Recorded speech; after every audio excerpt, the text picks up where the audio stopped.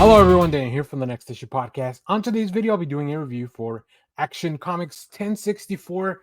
This is the beginning of a whole new event in the Superman world, House of Brainiac. Let's take a look at the creative team before we get into this book. House of Brainiac, Part 1, is written by Joshua Williamson with art by Rafa Sandoval, colors by Alejandro Sanchez, letters by Dave Sharp. This will be crossing over with the main Superman series, so make sure to stay tuned for that. In this issue, Brainiac attacks. Brainiac's Lobo army invades Metropolis in an action-packed, oversized issue. The Super Family and all the heroes of Metropolis will join the fight, but will they be enough to hold off Brainiac's lethal and crazed soldiers? Can Superman and Lex learn what Brainiac is searching for? He's not bottling Metropolis, so what is he collecting instead? This has been there's been seeds of this in the main Superman book. So if you haven't been reading that, this will come to you as a surprise for sure. But there's a really fun dynamic here. Superman he's got the whole family there. He's getting support from Lex. He's running Super Core. So overall, things are pretty good now that he was able to put away the Lex Luthor Revenge Squad, right? So Joshua Williamson has been doing a really fun job. It was a really nice break to get the Jason Aaron story right before this, but I'm glad we are back on it. I love Rafa Sandoval's art. I think he's doing some really fun stuff here, and also Joshua Williamson is writing the story in a way that if you have been reading, you can just kind of jump on in, which is making comics accessible is one of the best things that I kind of look for when I'm talking about comics and recommending them. So, as long as you know who Superman and Brainiac are, you can probably just jump right in on this one. So let's take a look at some of the preview art so you can see what I'm talking about. Of course, you get a little bit of a summary. We'll go back to the previous page here. You get a little bit of a summary here of what's been going on previously, which is some of the stuff I already talked about.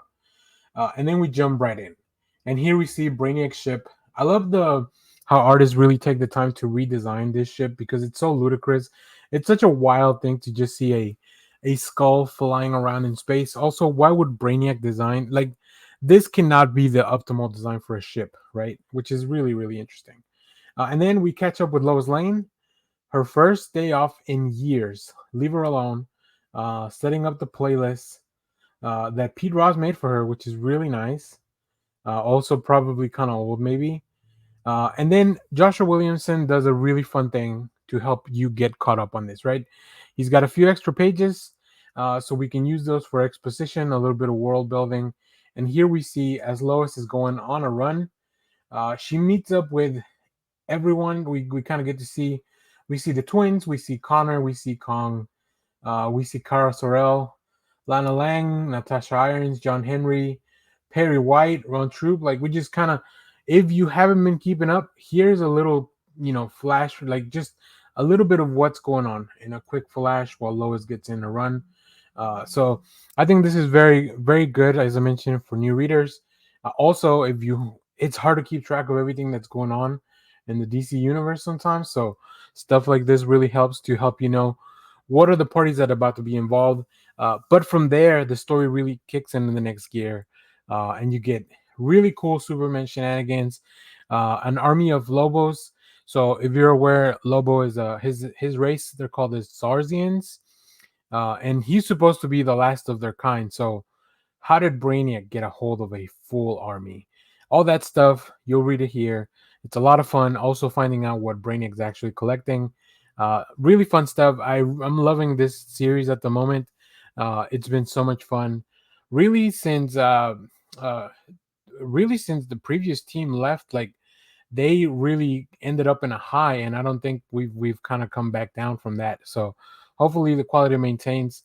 I'll be doing reviews for Action Comics as long as I think that they're fun and entertaining. So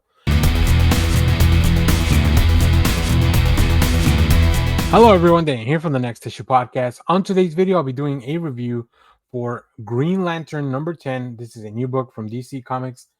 Let's take a look at the creative team before we get into this. So this book is written by Jeremy Adams with art by Hermanico and Amanke Nawalpa. Colors by Romulo Fajardo Jr., letters by Dave Sharp. Um, I, as you guys know, this has been one of my favorite series. Definitely, probably like my favorite ongoing for Green Lantern, like that I've ever picked up. It's just a lot of fun. I think Jeremy Adams really gets to what makes this character interesting. Hal's not even my favorite Lantern, but that really gets resolved as well in this issue. Because if you wanted lanterns in your Green Lantern book, you're gonna get them on this one. So in this issue, as Hal returns to Oa, with Hal's ring newly recharged, he leaves Earth for Oa to uncover the mystery surrounding the central power batteries, while Carol makes a choice that will change her destiny forever.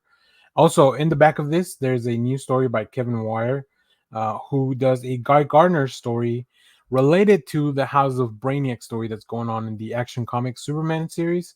It's going to be part 1 of 3. So if you want a little bit more of Brainiac shenanigans with Guy Gardner, go check that out. So, um, really, really cool stuff. All right, let's get into it. So yeah, in the last issue, we saw that we had a lot of mysteries kind of resolved and really brought to the surface, which is great. I think Jeremy Adams has been doing such a fun job of like giving you a little bit of the reveal, giving you a little bit of the story, figuring out why, like, how is Hal doing, both mentally and emotionally, because obviously the emotions are very important for a Green Lantern. But in this one, we're finally back. We're back on Oa. We get to see more of the lanterns. You'll see in the preview art a little bit of that. So let's take a look at it. Now, one thing that I really appreciate is that even though we have two artists on this issue, their styles are very similar. So it's you would I have a hard time telling pages from one to the other, so it'll be interesting to see how how people kind of like I said, I can't tell them apart much.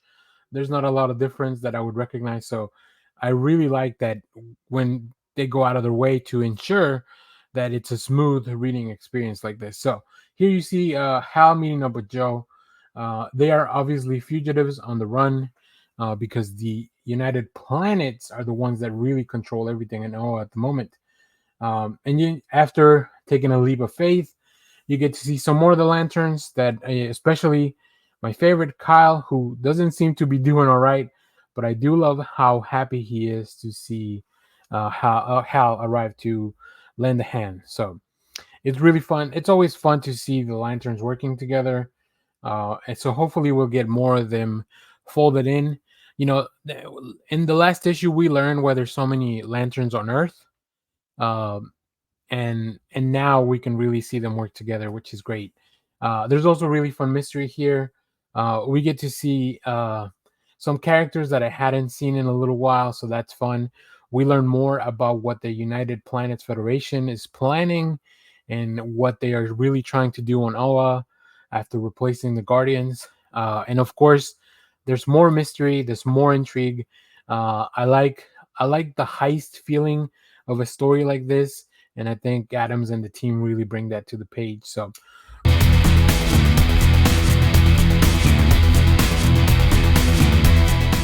hello everyone, Dan here from the Next Issue Podcast. On today's video, I'll be doing a review for Ultimate X-Men #2. This is a new book from Marvel Comics. Let's talk about the creative team before we get into this book. This book is written with art by Peach Momoko, with a script adaptation by Zach Davidson and letters by Travis Lanham. Um, we are following up. So when this series debuted, I did 2 videos. I did a preview for it, and then once I got a chance to read it, I did a follow up, kind of going over all the events. So in this issue, the Ultimate X-Men go back to school, high school that is.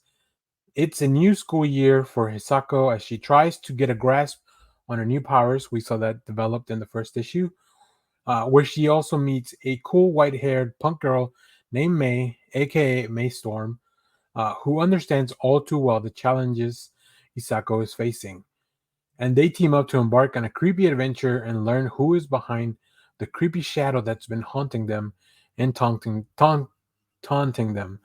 Um, Interestingly enough, this book really has found its footing as far as like this is a story about teenagers, about a school. It's very different from the X Men that you may know, but I think it really develops a lot of the same tropes and hints and nods at it, right? X-Men is all about school age kids finding out their powers, becoming friends. So now Isako will have an ally in May. May's got a really cool character design as well, just like Isako, especially when she's in armor form. We get to see that once again in this issue, and also the revelation of the shadow and how it really feels to me very Shadow King like in this new universe. So let's take a look at some of the preview art. I do also appreciate that Peach Momoko is very confident in the art that we really don't need much dialogue in some of these pages. Um, I think that's a risk for sure, but I think it's really paying off in this book. We don't need to oversaturate with dialogue when the art really does most of the heavy lifting here. From the expression as she's in a room to the shadow crawling in and kind of taking over, including taking over her face, zooming in on her eye, just really tells us a lot about her state of mind after what happened in the first issue. And then we get to see a little bit more of some memories of school, and then this shadow, this big eye, everything that is haunting Hisako so far, and specifically all the things that are happening with her friend that she lost earlier. So yeah, this continues to be just a really, really fun series. Definitely feels very different from any X-Men that I've read. Uh, but I think at the core of it, it captures the essence of like kids that are discovering their powers in a strange world while having to deal with everyday stuff. Like I said, I love that now Hisako has a friend as we head into high school. So I think we're gonna follow through some of those high school shenanigans, and I think that should be fun to explore. And like I mentioned, the art is just magnificent. I really want to explore more of May's powers. I really also want to fully understand Isaka's armor and how that works, and kind of even maybe an evolution of it. So I wonder how fast these characters are going to age. That's something that I hadn't even really thought about until this issue. So yeah, it'll be really interesting to see how this plays out going forward.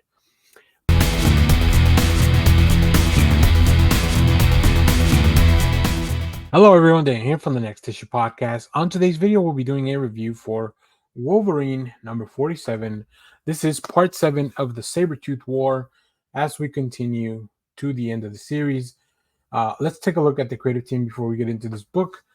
This book is written by Victor Lavalle Victor Lavalle and Benjamin Percy, with art by Jeff Shaw, Alex Sinclair on colors, letters by Corey Petit, and of course a plethora of variant covers you can see at the end of the issue. So in this issue, after all the mind games from the last issue, literal mind games from Sabretooth, Wolverine finally kind of breaks the spell.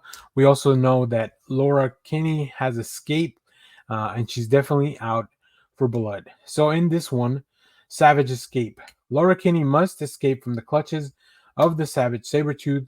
Will Victor Creed's weapon spell be the end for Logan? There's also a big revelation of who was that, what individual was it that they went to get in that different dimension that we saw. I didn't know how long that mystery was going to play out, so I'm glad that it was paid off pretty much in the next issue. We also still have finally the Exiles confronting Sabretooth. So everything's coming off to pay off, right? We have 3 more issues after this, and they keep escalating both in violence, in stakes, and in the ways that it just gets crazier and crazier. So this Sabretooth War continues to be one of my favorite things that are happening right now, just because it's a lot of fun. It involves a lot of characters that I like, and the rivalry between Sabretooth and Wolverine is just one for the ages. So I'm always looking to read more of that stuff. So let's take a look at some of the preview art so you can see Jeff Shaw and how hard he goes into some of these battles. Here we see Laura Kinney escaping. I love the look in her face. Uh, it just feels like she's really going for it. Like she doesn't care at this point. She needs to get out. She knows that she has to get out. And I always forget that she has claws in her feet, which is really wild because every time they come out, like they just look so cool. It's also really interesting to have these like saber-tooth bodies running around with no heads, like kind of like the mindless ones, right? Um, so that's really really fun. Like this book is half violence, half bonkers stuff. And then of course we catch up with Sabretooth and Wolverine. And as I mentioned, not only do we have such a large escalation of violence, but the fights they get really cool. The stakes are very high. I love Jeff Shaw's approach to just being really in your face about stuff, right? Whether it's this big slash, bloody slash in your face, or the Wolverine claws kind of coming out of the page, and then the big sound of the slunch as Wolverine's claws penetrate Sabretooth. Like this is all just really great, fun comic book shenanigans.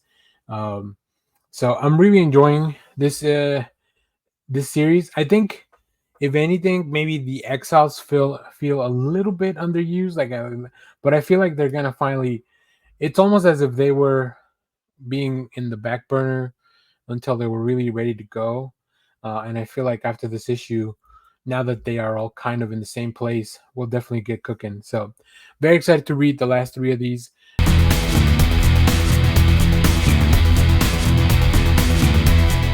Hello, everyone. Dan here from the Next Issue Podcast. On today's video, we'll be doing a review for Resurrection of Magneto #4. This is the last issue in this miniseries to bring back Magneto, the Master of Magnetism. This series is written by Al Ewing with art by Luciano Vecchio, David Carell, and Jesus Albertel on colors. Letters by Joe Sabino. Issue #4 is Reawakening. Um, in this issue, we have the return of the King.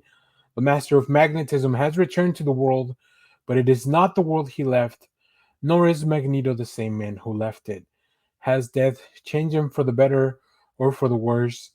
And when he sees what Orcus has done to mutant kind, will it change him again? Uh, so, first of all, Magneto's back. He is back in big form. Really fun to see. Really great how he just kind of comes back and is ready to take on this challenge of Orcus. I really like Luciano Vecchio is doing a really good job of having really clean lines, very clean design to really kind of demonstrate that we are back in the world of the living. You'll see some of that when we look at the preview pages. But I think also very smartly, Al Ewing doesn't fully define how the character has come back, right? Magneto's back with his three helmets to represent different eras of being Magneto. And I think this book wants to leave that door wide open so that whenever Magneto does need to come back, he can come back as a villain, he can come back as a part of the X-Men, he can come back as a hero. From the preview stuff that we've seen in the new era of X-Men, it looks like he's going to be part of the team because Professor X doesn't seem to be around. So we'll see how that goes. But I think it's just so smart to do that and just to leave that little door open, right? Leave the possibilities open. Al Ewing is such a not only a good writer, but such a creative mind when it comes to storytelling in comic books. Yeah, so let's go take a look at some of Luciano Vecchio's art so you can see what I'm talking about here. And as I mentioned, here we have Magneto almost coming back as the Messiah of the X-Men, of the mutant kind, right? The savior, the reason that Storm risked it all for him. And I just love it. I love the little concentric circles showing the bullets being stopped. And as I mentioned, Magneto running around with his three helmets. He is ambushed. Orcus was definitely ready for his eventual return if needed. And they deploy like probably the worst. I think they call them Zero Squad. Yeah, so Squad Zero. And they are like the worst because they are not going after Magneto. They're holding mutant hostages to stop Magneto. But if you know anything about Magnus, this will only anger him and make him want to make you pay even more. So really, really cool stuff. I'm really enjoyed this miniseries. It was such a fun trip to bring Magneto back. So I'm wondering, first of all, what is this team going to do next? And also when we're going to see Magneto once again. Probably we'll see him in the pages of either Fall of the House of X or Rise of the Powers of X. So we'll see. So if you have read this issue, let me know what you thought about it down in the comments. Really cool variant covers at the end of the video. Stay tuned for that. As always, thank you for watching, everyone. Remember to share, like, subscribe, hit the bell so you know when we go live. That is most Saturdays, 10 a.m. Central Standard Time. Stay tuned. We have more comic reviews, trailer reactions, TV recaps, all that fun stuff here in the channel. Thanks for watching, everyone. Bye-bye.